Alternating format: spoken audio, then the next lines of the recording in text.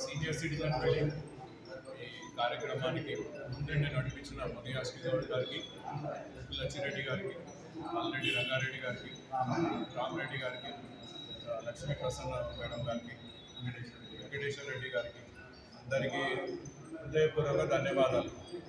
మా senior citizen building ఎన్నో రోజుల నుంచి కోరిక, దానికి మా దామోదరెడ్డి సార్ కాలనీ ప్రెసిడెంట్ ఎంతో కృషి చేసి దీన్ని ఈ స్టేజ్కి తీసుకొచ్చారు.